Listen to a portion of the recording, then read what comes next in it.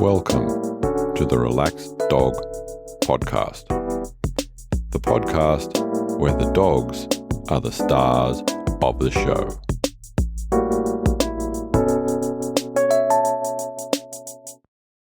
Welcome to episode 56 of the Relaxed Dog Podcast, sponsored by therelaxeddog.com.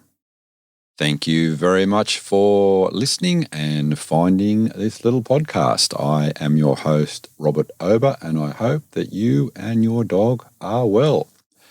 This week's guests will be Doggy Dan, and we'll be talking about his Staffy Cross Peanut. But first, in some doggy news, if you are a gamer and you have played Fallout 4, you will be very familiar with the character Dogmeat. For those that don't know, Dogmeat is a German Shepherd who is the loyal companion of the lead character in the game. Unfortunately, the dog that Dogmeat was based on, a shepherd by the name of River, has passed away, but the developers of the game based a great deal of the character in the game on River.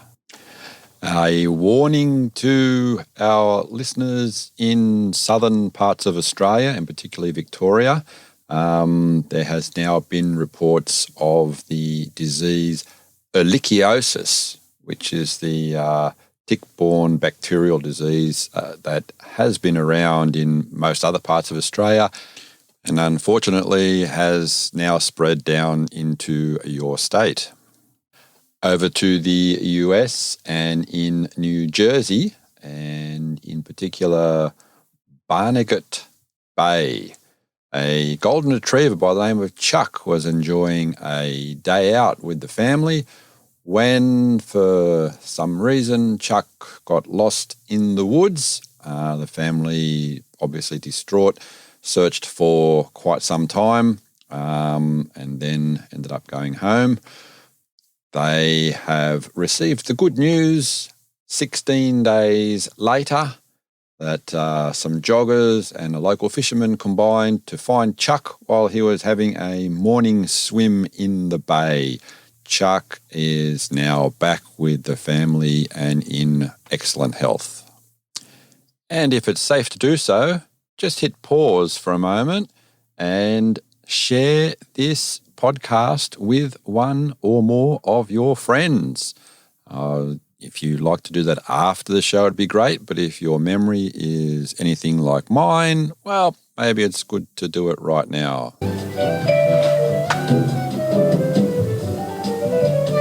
Thank you very much for that. And now here's this week's interview. Welcome to the Relaxed Dog Podcast. I'm here with Doggy Dan. How are you today? Great. Very, very good. Pleasure to speak with you this morning. Yeah, good to be here. Always keen to talk about dogs. Yeah. And who are we going to talk about today?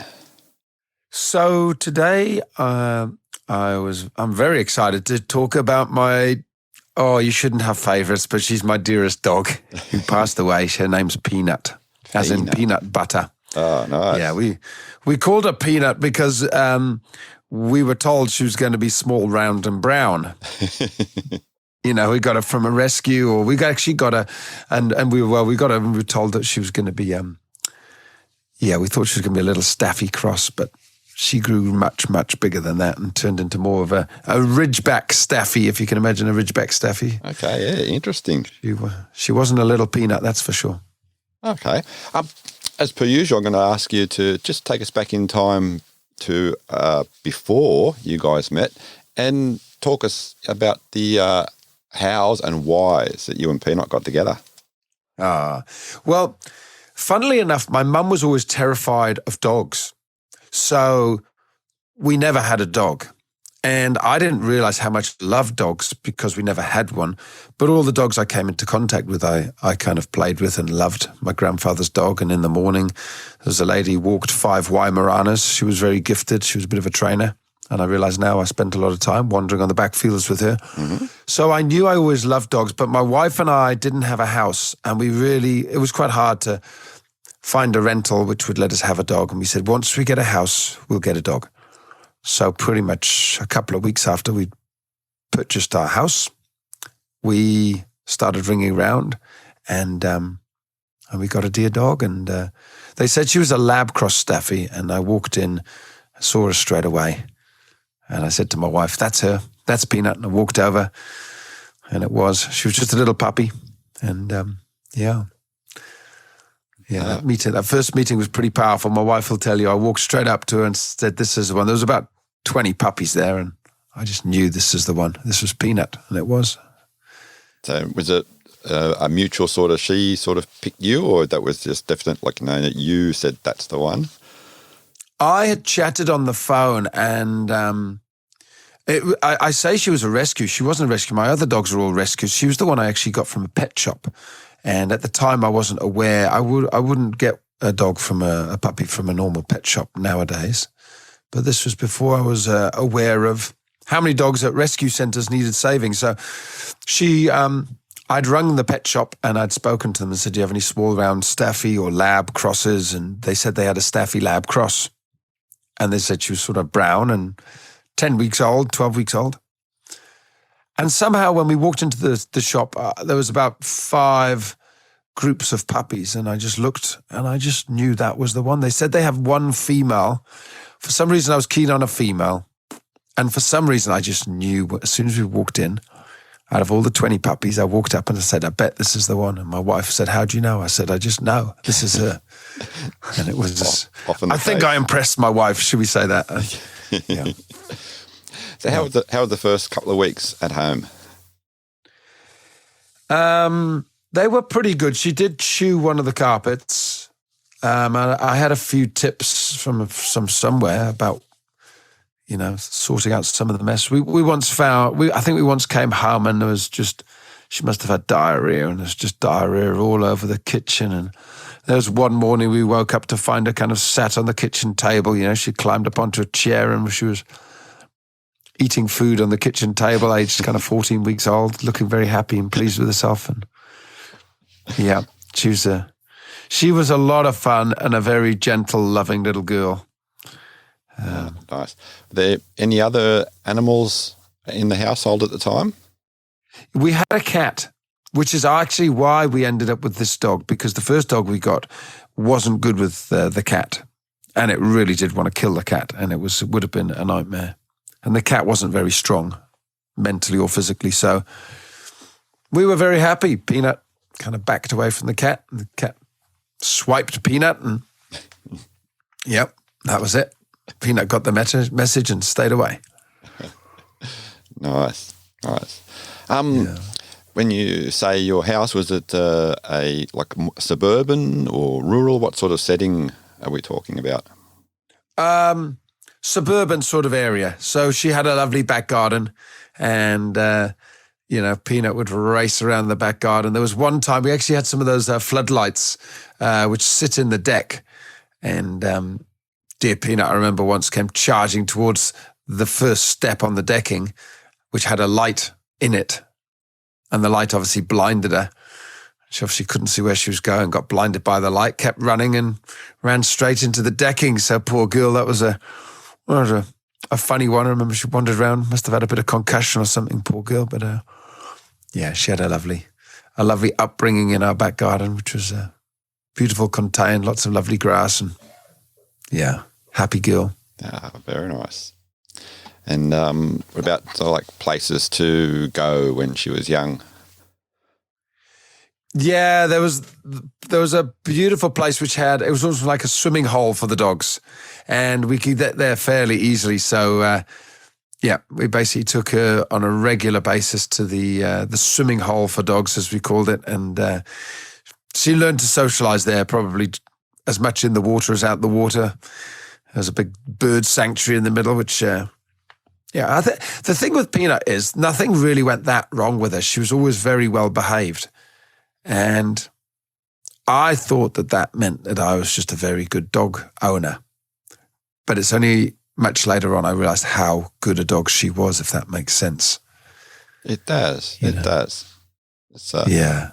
But having said that, it's also, I think, also a reflection on a partnership. Totally. Yeah. I mean, I knew a certain amount, a little bit, about being calm and being gentle and not shouting too much, or shouting as little as you could as possible. But do you have any special friends at the watering hole? There was one time where dear Peanut was wandering around. She must have been 14, 16 weeks or something like that. And there was a Great Dane, and I never forget this Great Dane. She loved the Great Dane, who was a big, gentle, huge dog, obviously. And she ended up with her entire head inside the Great Dane's mouth. Oh. Just wanted to be in there, and the Great Dane was just happy to oblige. And how did that make you feel when you saw that? Well, there was a little bit of fear, but I've always been a feeling person, and I could feel that there was no animosity, no danger, and I knew it wasn't chance, and I knew the Great Dane was happy and easygoing, and I could see that there was no risk. I mean, we didn't encourage it, but it's one of those sights you'll never forget. And I think there was a deep learning and understanding there that these animals can be so gentle, and they understand in a similar way to humans what's going on. You know, when to be gentle, when there's danger, and when there's no danger, and when it's playtime. So, yeah. From what you've said, she obviously liked the water. Yeah, she was a big water girl.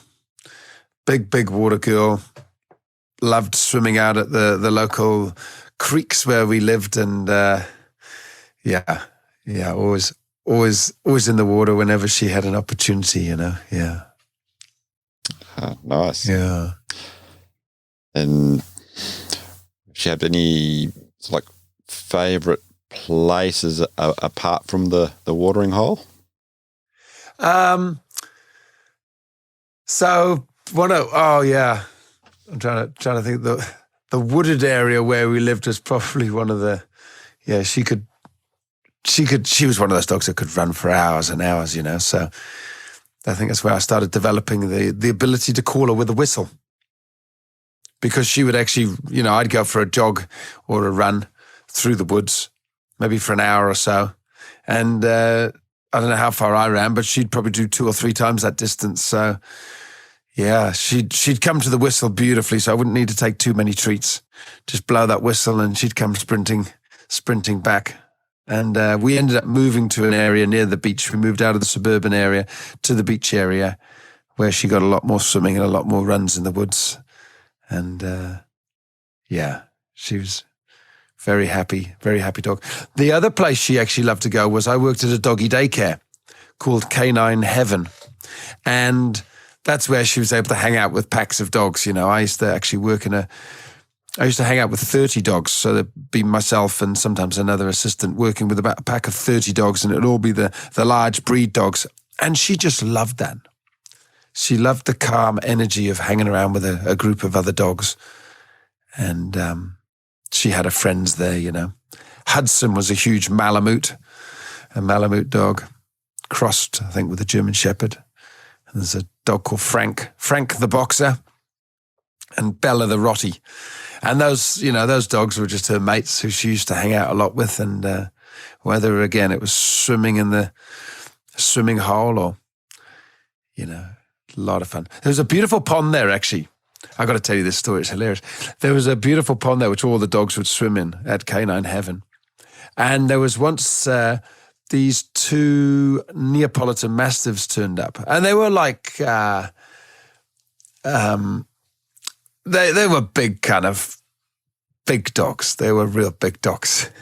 And they were kind of like brothers. So imagine 2 huge dogs who were almost like twins, kind of. Mm-hmm. I got your back, you got my back. And all the dogs were swimming. And these 2 were like watching these dogs swimming, excuse me, in the water. And you could see them kind of go, oh, that looks fun. Should we give it a go? So these 2 dogs wandered down to the water and started to walk out up to their knees, up to the bottom of their tummies, halfway up their backs, up to their backs. Their little heads were showing, and they just kept walking forward. And then you realize they were just walking forward. And as they walked forward, their noses started to disappear under the water. Their eyes started to disappear. Then their ears disappeared. And then, I kid you not, both these dogs were gone. They were gone. There was no sign of these two Neapolitan Mastiffs. They were under the water, and they weren't swimming, and they weren't diving. They had never swum before. And I think I was videoing, I'm sure, because I put the camera down at this point. I was making some videos and stuff, and at this point I remember putting the cameras down, going, oh my gosh, got to run in and rescue them.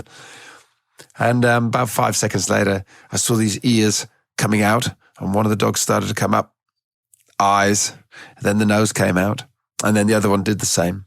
And just walking, same speed, no rush. They came out.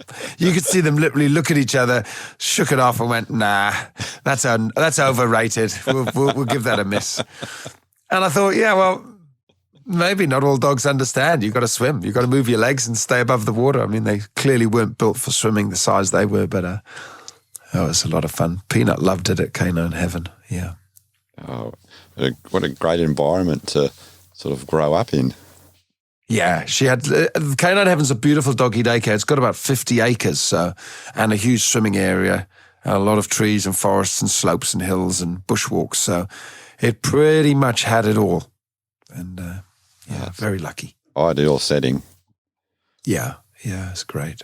They won't knock any of the daycares, but some of them, and most of them do a terrific job. But when they're in an indoor, one smallish sort of room, and then you compare them to what you've just described there's not a real lot of comparison there, is there?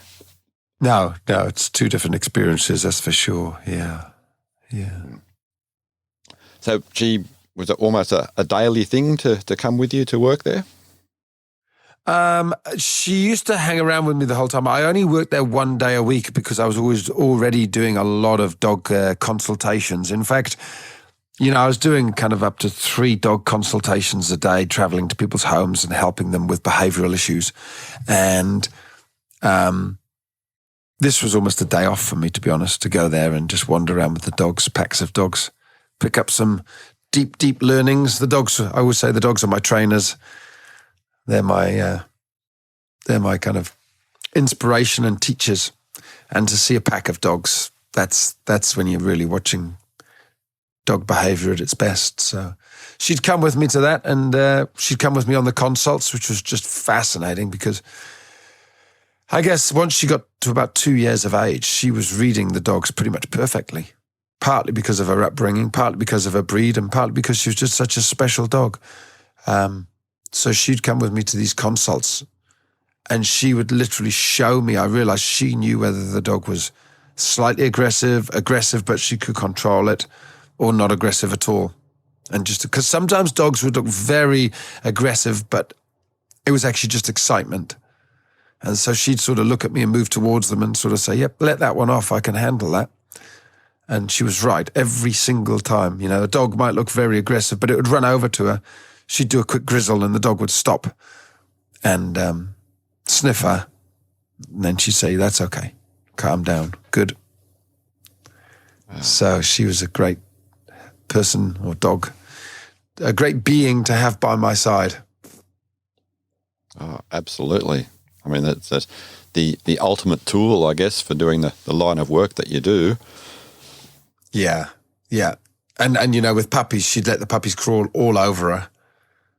So, and she'd discipline them if they got out of control, but generally speaking, she was so tolerant. So she was a beautiful babysitter for the little puppies, and she was a beautiful guide for the bigger, more out of control dogs who needed a bit more help, So, was there any sort of specialized training that you think you did to get her to that stage to accompany you on the consults? Well, the method that I used, I studied a lot of what happened, my story is basically after 2 years, or was she 2 years, about 1 year old, 1.5, everyone said, she's the best dog I've ever met. So many people said, I've never seen a dog as well trained as your dog, that I thought, well, maybe I should be a dog trainer. So I went to a careers advisor and we did some work, and there was a lot of things I could have been, and one of them was a dog trainer. So once I set up as that, I realized I should really get some more knowledge under my belt. So I studied about 5 of the top dog trainers I could find at the time. And one of them was a lady called Jan Fennell, the dog lister from the UK. And I studied her method. And a lot of that is what my method is based upon. And so I put all of that in place with her. And a lot of it is understanding how to win the dog's mind, how to develop that relationship so they trust you and respect you in a loving way, not a way where you scream and shout. You respect them and they respect you, but ultimately they know that you're making all the big decisions. So didn't matter what I was asking her to do, she would do pretty much whatever I was asking, unless, I mean, ultimately she still had that ability to say, no, you got this wrong. And I respected that because she was nearly always right. And that's why I loved her so much. So, you know, a good example that comes to mind with that? Yeah. The best example is, you know, I'm a pretty calm person. I'm pretty good with my energy, and but sometimes I can't even remember why. You get a bit frustrated and you shout, "Come here," and she wouldn't come or something, and I got angry and I was shouting, "Come here, Peanut, come here now!" And she just looked at me and went, nah. I said, "Come here," and I was so peed off. I was like, "Come here." She just looked at me from 5 yards away and went, "No, I don't come to that sort of energy." And I could see it. She was just, no way. She was just looking at me going, I still have my own no. And this is a no. It's a no for you, Doggy Dan. When you're in that state, it's a no. And, you know, I can't think of anything more adorable looking back. She was like, "No. Let me train you. Let me show you something." And so she still had that ability, you know. And it was good on her, because sometimes I would get stuff wrong and say, "Go and do this, go and do that." And she'd be like, no, absolutely no. You got it wrong. And she wouldn't do it. But what happened was, you know, she was so well behaved, you know, there was one time I actually put her on my front lawn and told her to stay. And my neighbor lived across the valley, and I told her to stay with my other dog called Inca. And I said, wait. I said, sit, wait. I went and got in the car, drove off up the drive, along kind of half a mile down the road, onto his track, down into his 50-acre property, to his house. And then from the other side of the valley, I called her. And she ran down my field, through the fence, past the neighbor's fence, over the stile. There was a stile that she could go up and over, down past their pond, up their gravel track, to the decking where I was on the other side of the valley. But she hadn't moved. She had not moved. She'd sat there and waited, even though she'd heard the car driving away. So, yeah, she was a good girl. Just going back to, again, a little bit earlier, in the house was free roaming, or she had a crate, or? No, she was pretty free roaming. Yeah, gates open, property was open to the road. She could get up there if she wanted, but she stayed put. She was very good. And where did she sleep? She slept in the lounge area. So or the dining room lounge, you know, she had a big comfy bed, and yeah. Okay. Is that just because it was her preference, or it was no, not in the bedroom, that's the last, or the borderline? No, as a behaviorist, I knew fine well that if you really want to keep that separation of who's really calling the shots, you don't really want the dog in the bedroom. I'm not saying you shouldn't have the dog there. You know, if you're not a dog behaviorist and you don't need your dog to be, you know, the best behaved dog in the world sort of thing, then, and you have your dog in the bed and there's no problems, then there's no problem with that. But I had more than one dog at this point. I had 2, moving on to 3 dogs, and you can't have one dog in the bed but not the other 2. It'll create problems as well. So, yeah. And she was very happy on her own at that stage. I think she enjoyed the bit of break, to be honest. So at what age was the next dog introduced to the household, and how did that go? I think she was about 1.5 years old when we got the little puppy come through, Inca, yeah. And that was great, you know. Peanut was very solid and strong. Inca was a bit of a nightmare. She was the opposite. She was incredibly fearful, but she just learnt from Peanut exactly how to behave, watched her every move, and yeah. But, 95% of the time in those first 3 years, little Inca was usually either leaning on Peanut or knew exactly where Peanut was or was coming back to Peanut. Peanut was her mummy. Maybe not biologically, but emotionally, Peanut was Inca's mummy for sure. Okay, nice. Yeah. And was that the same with the additional dogs? Not so much. The next dog was Moses, and he came along when Peanut was probably, I'd guess around probably 3 or 4 years old. But Moses was far more independent, so he didn't really need so much. He still enjoyed climbing over her when he was a little puppy. But once he got to kind of 1 year old, he thought he was the king himself anyway. So he did his own thing. Yeah. What would you say were her favourite games? Favourite game was probably having the ball thrown into the waves. And then she'd, swim out through the waves, dodge the big waves, go over the top of the waves. Yeah, she liked a bit of tug of war, a little bit of tug, and she was very good. If you said drop, she'd drop it. Anything with a ball, to be honest. And eating was her favourite pastime. That was the one for her, Right up until her last week, she was eating anything. The pile of drool, if you bought some pizza out or, piece of liver or, it's just incredible. Drool the size of a dish on the floor within 5 minutes. So she got older, she became a real dribbler, just dreadful, hilarious. I usually wait till a little bit later on to ask my guests to complete the sentence. I can't believe my dog ate.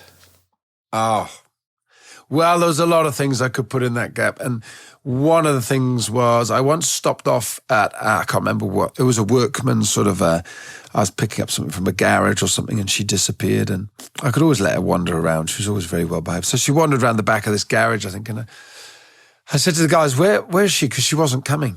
And I shouted and shouted and she always came. I said, oh gosh, I hope she's not eating something horrible. Is there anything horrible around the back she might be eating?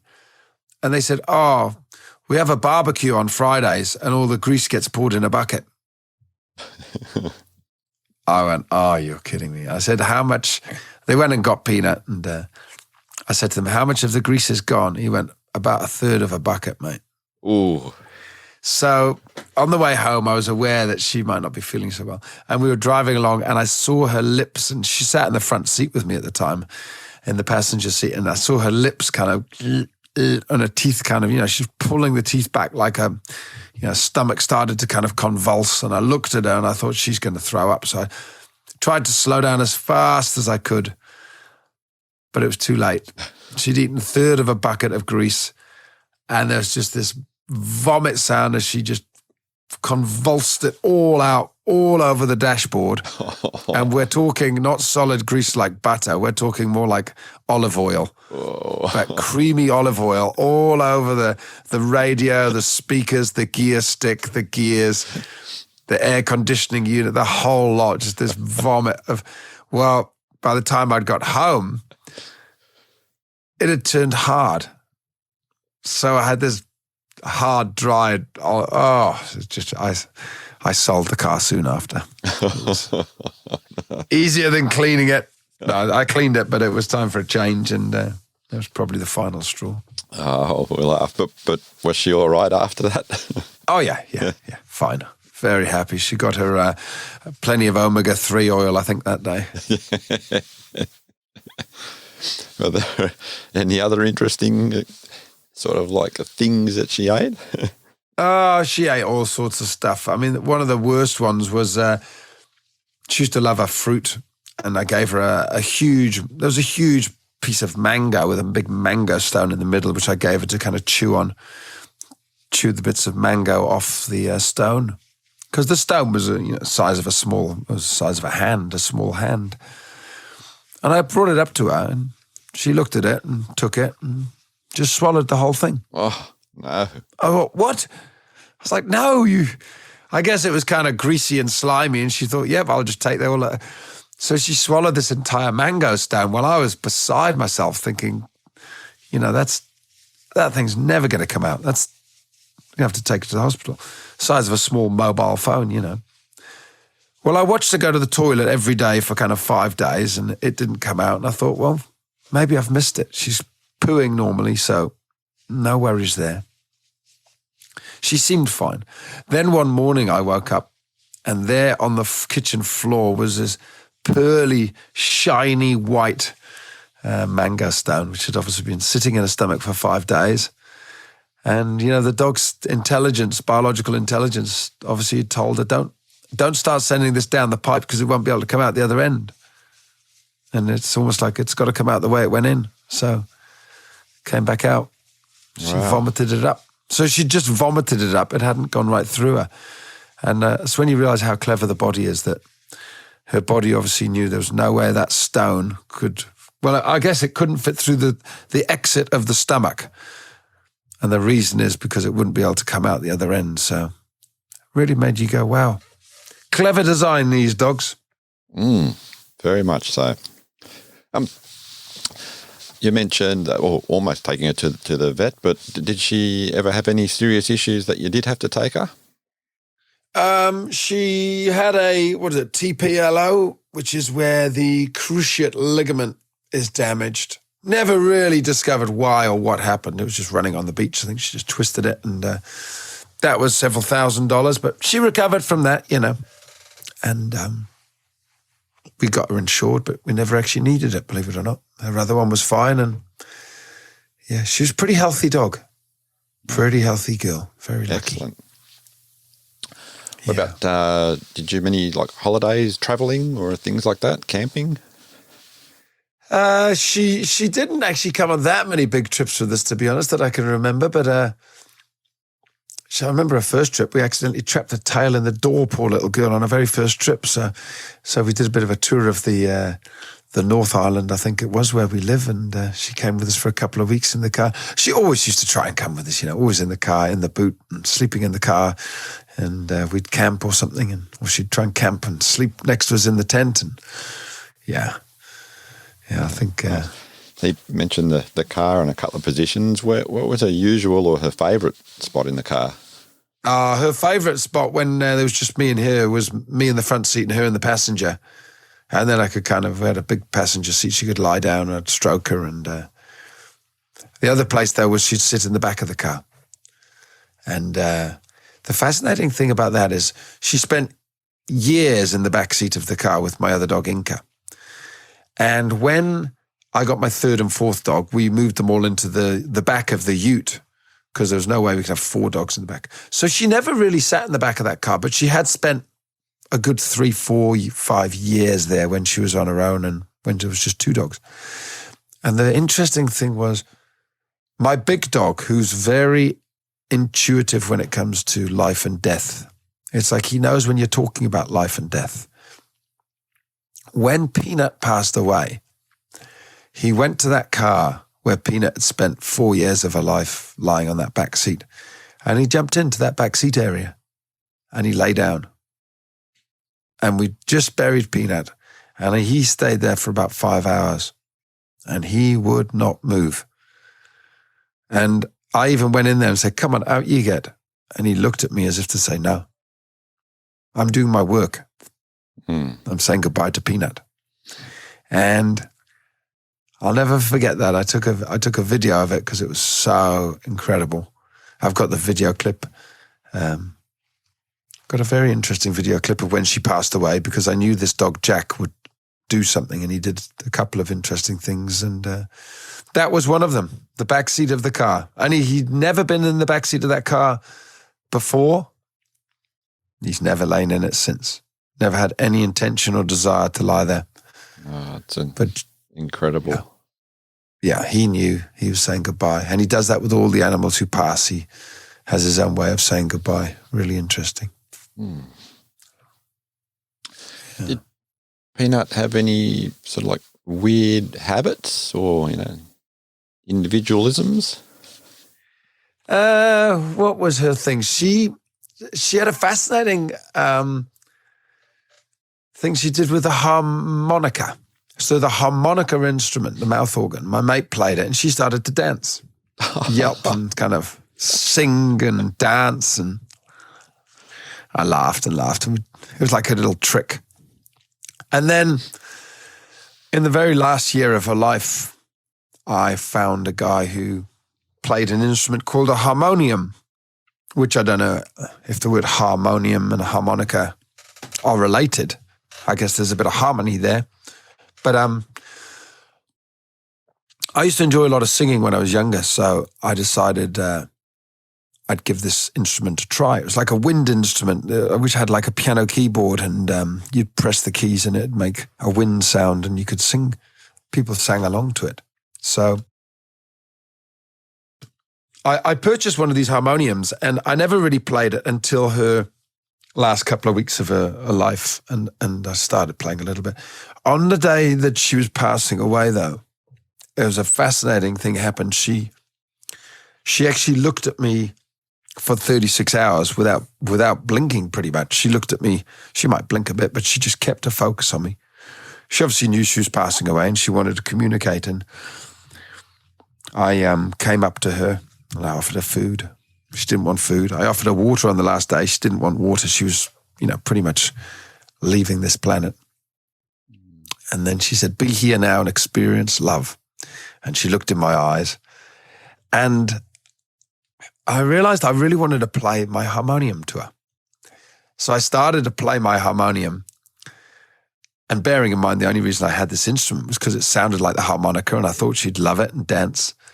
And I came up with a kind of a song which I still play to this day now on my harmonium, and it's a song of love. And the other message she gave me was take this sound and share it. And I'm about to record my first album, put it that way. Wow! So I've played this instrument for the last couple of years now. I recently played it this weekend. Actually, I was on a men's retreat, and I played my harmonium to almost 100 men. And it's like she gave me that gift. And it all stemmed from her funny little habit of dancing to the harmonica. So here I am. I only became a dog trainer because of Peanut. I quit the corporate world where I was a wine sales manager. I set up an online training business called The Online Dog Trainer, which has helped 57,000 people. And now one of my favorite pastimes is playing my harmonium. And I only play the harmonium, and I'm about to record an album because of my dog named Peanut. So it's incredible how they can change your life, literally. A very emotional time too, every time you play, I guess. Yeah, it's hard. I have nothing but joy and happiness when I play my music, especially that song.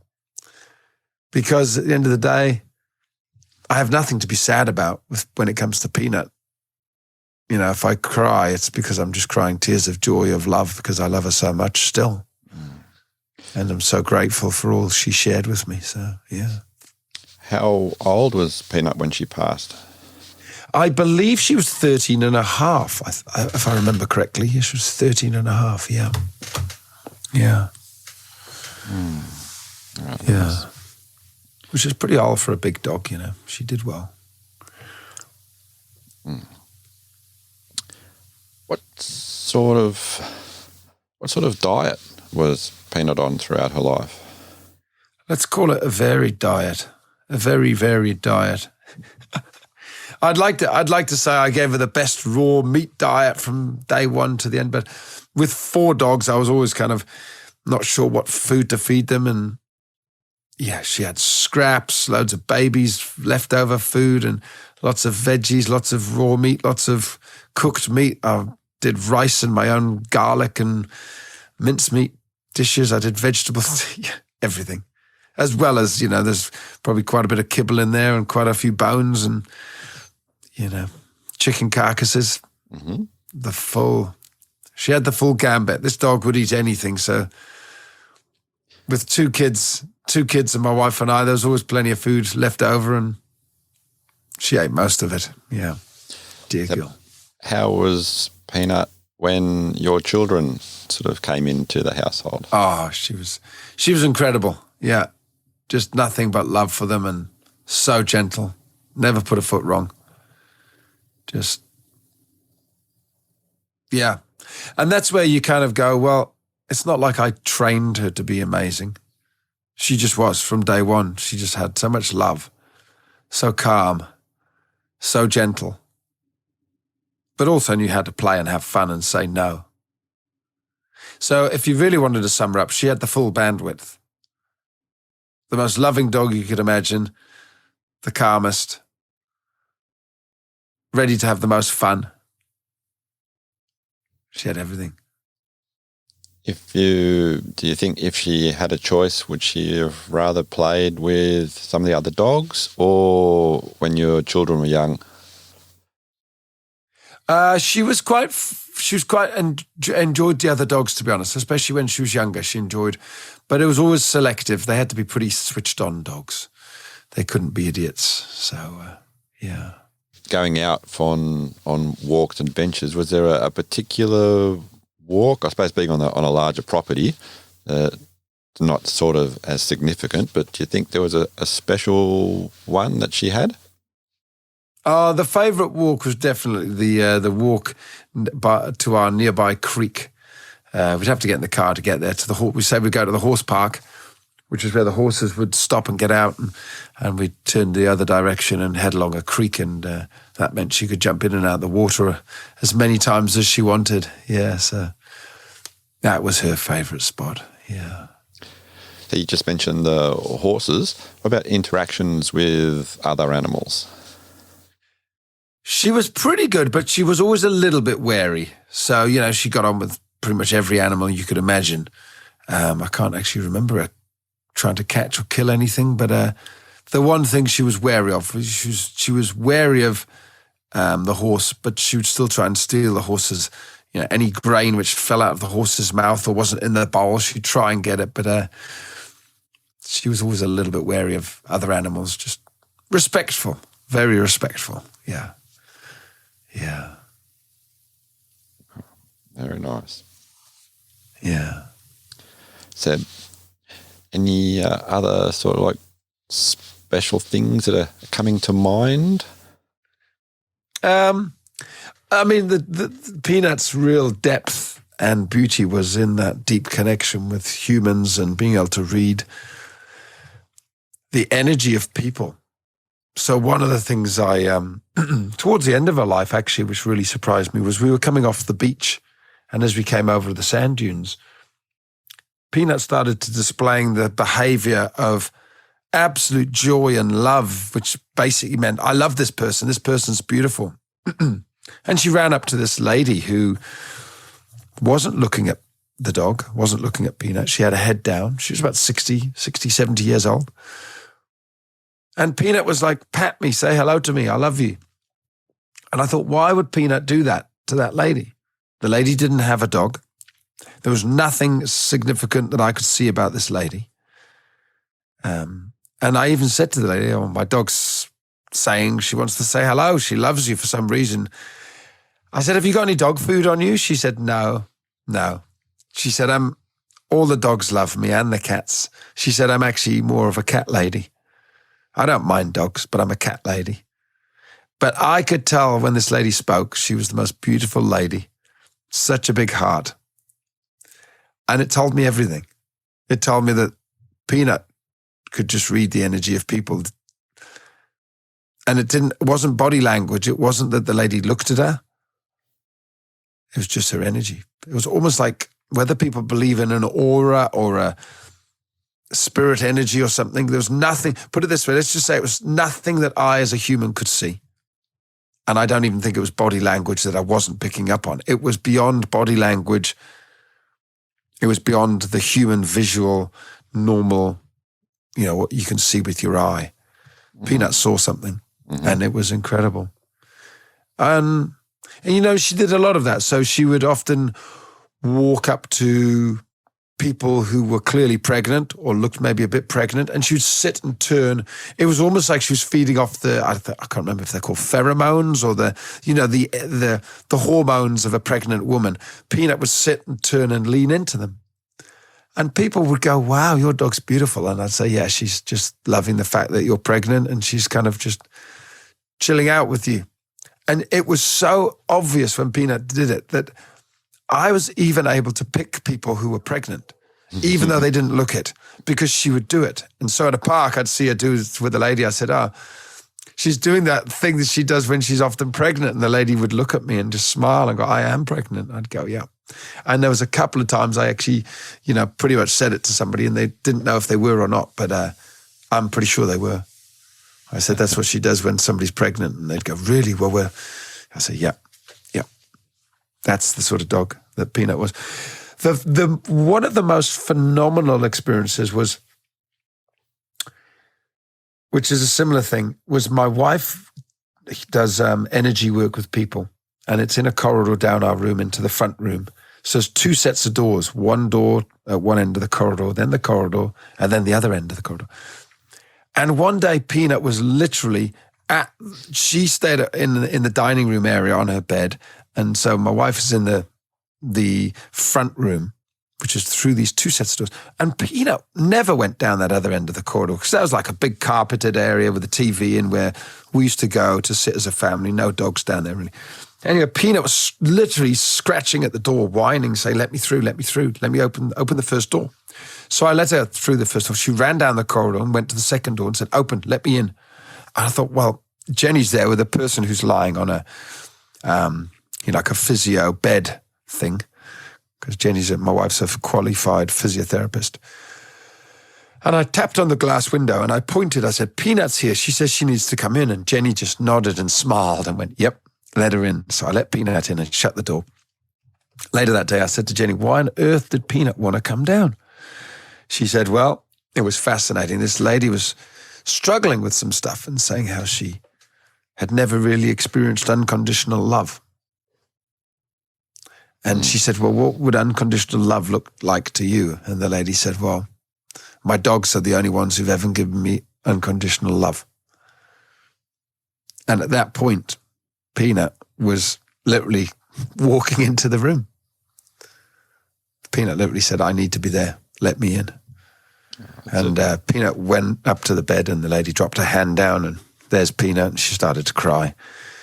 And that was what Peanut could feel.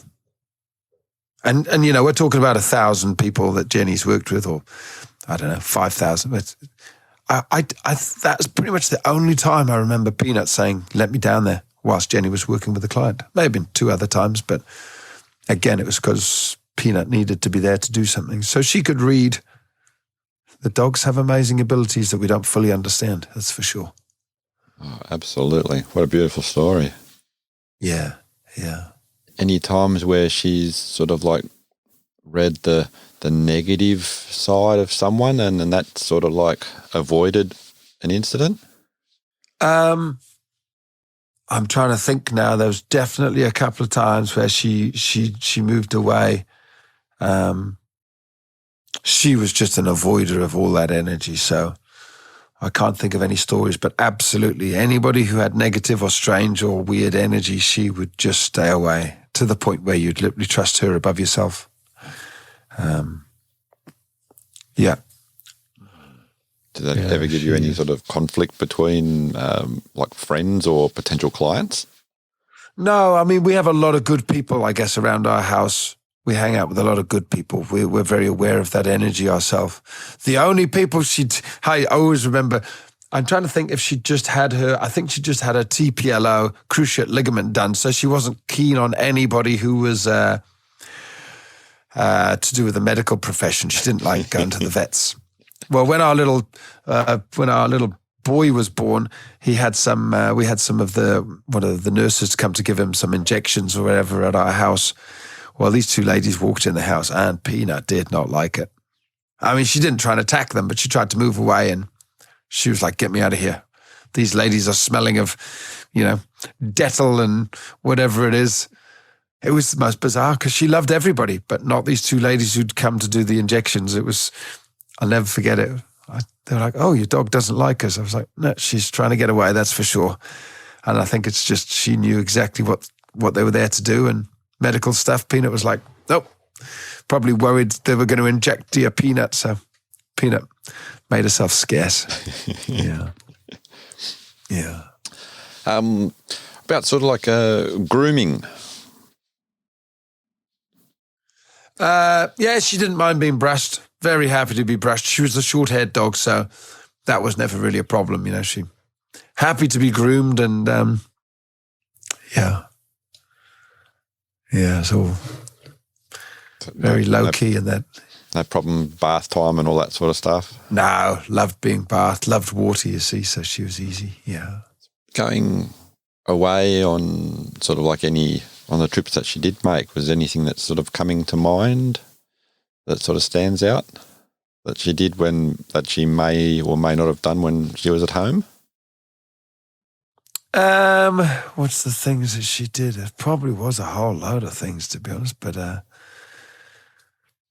can't think of any on the trips. I think because we had young kids, we didn't actually do that many kid trips with her, to be honest. It was we didn't actually do that many holiday trips abroad or away, or we had very young kids and we stayed put a lot of the time. So nothing springs to mind there. Yeah. Look, being on a property such as you have, there's not that much of a need to get away from suburbia. Yeah, exactly. Yeah, yeah. How was she in different kinds of weather, and did she have a preferred season? She actually liked the cooler weather, I think. Although she did like the warm, but she could handle a bit of a mix. But when she was younger, she used to love running around in the cooler weather, I think, more than the hot. It used to stress her out a little bit when it was too hot. Yeah. Okay. So any sort of thought on doing particular dog activities or different dog sports with her, or?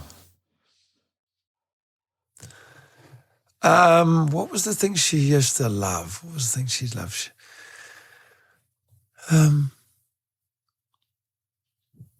We didn't actually do that many sports together. We spent so much time doing dog training. That was probably our sport, to be honest. So, yeah. Do I take a guess and say it was based on food reward? Yes, yeah. She was a big foodie. Yeah, anything chicken, cheese, bacon. They were the three favourites for her. Yeah. Oh, nice. So, anything else in your mind now at a time that made you feel like ultra happy? What's the lasting memory is her just looking up into my eyes as she was passing away. And she literally just kept her eyes open and looked in my eyes and just said, be here now and experience love. And it was the greatest gift she ever gave me, because she made me realize there's nothing to fear with death. She said, it's all good. I know I'm going, and it's all good. It's okay. And she looked into my eyes as she took a final breath, and she just said, yeah, you can feel happy and feel love at any time. It's a choice. It's almost like she was showing me how to do it. She's like still smiling, still happy as she took her final breath and said goodbye. Yeah. Beautiful message. Yeah.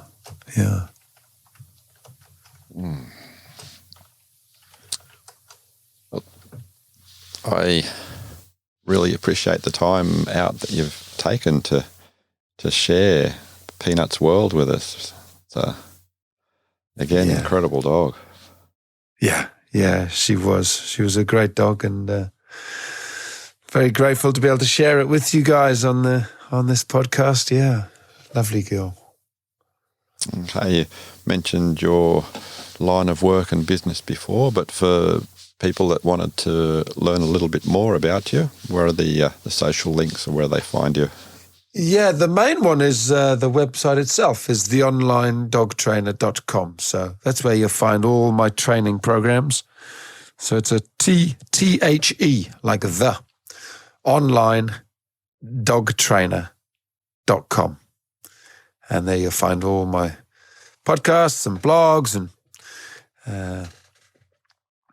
courses, training programs, video websites, videos, all sorts of stuff. Yeah, so if you're ever interested in what I do, then theonlinedogtrainer.com is the place to go.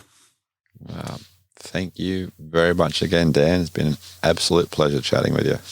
Yeah, I'll send through a beautiful video as well from my Facebook page and a couple of other things regarding Peanut. I'll even send you the song of me playing on the harmonium, so you can have that if you want to share that anywhere. And, so on the Facebook page, is that the same? I believe it's Dog Trainer Doggy Dan is my Facebook, or Doggy Dan, but on Facebook I've got about 80,000 followers. So if it's not got 80,000 followers, it's not me. That's what I usually tell people. Yeah, beautiful. No worries at all. You take care. You too. Lovely chatting. Thanks, Robert. Thank you very much for listening. I hope you enjoyed the show. If you didn't get a chance beforehand to share the episode with your friends, I would really appreciate it if you did so now.